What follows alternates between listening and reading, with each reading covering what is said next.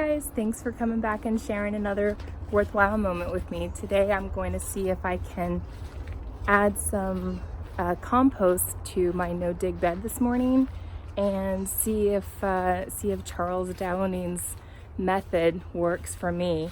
So this is the area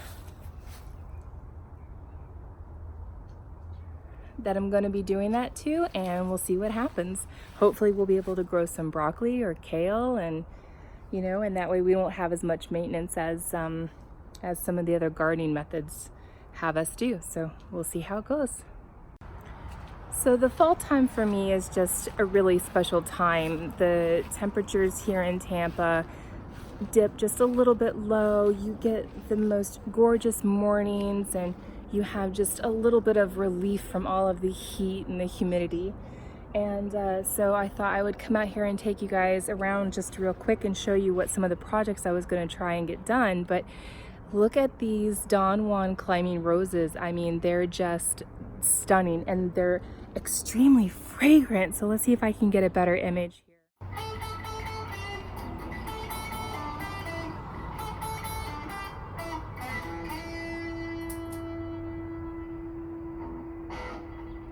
And then as we come down here, I actually went to one of the box stores the other day, and they had these beautiful coleuses on sale for 25 cents. So since this particular area right here, it gets very dappled morning light, I thought adding just a couple of these really bright, almost like they're lime colored leaves, I thought it would bring out this area a little bit more. So for 25 cents, I thought, why not? Let's give them a shot and see how they do in that area. The price was so good that I went ahead and I picked up a couple bit more, and I'm gonna add some over in this area too. So just sort of highlighting these mini date palms and see if I can add a little extra layer to this area. Okay, so it is way hotter in Tampa than I thought it was gonna be, and this is what I've accomplished so far. So I went ahead and I cut them way back. I took all of the flowers off. I really want them to focus on their root system. I went ahead and I planted these. This is that Cucamonga. I'll have to get the name for you. I believe I have two different varieties. As you can see, I have what appears to be some sort of a maroon and a beautiful lime green color. And here I have what seems to be a pink color. So we'll see what happens with those. And it looks like I need to have a little bit more compost. But wow, it is hot.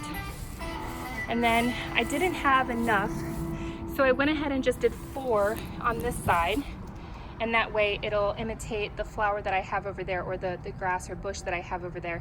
That might eventually come out, just depending on how well I like some of these other more shade perennials.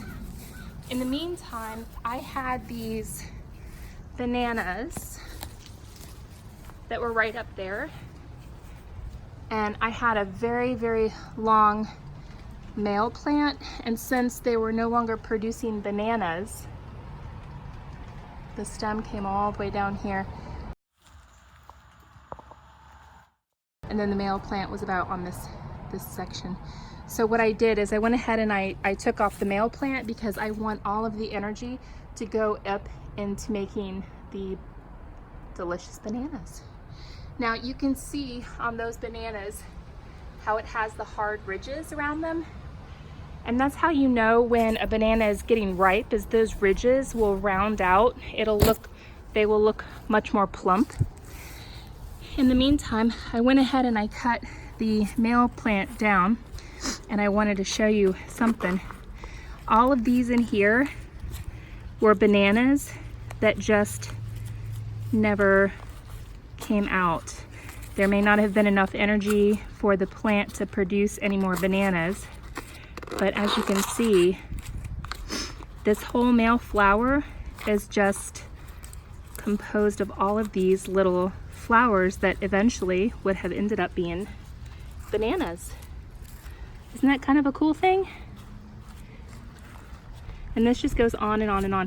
Now, in some cultures, they actually will eat not only the flower of the banana, but once I cut those bananas down, this whole stalk will have to be cut down. It will only produce flowers, or it will only produce bananas one time.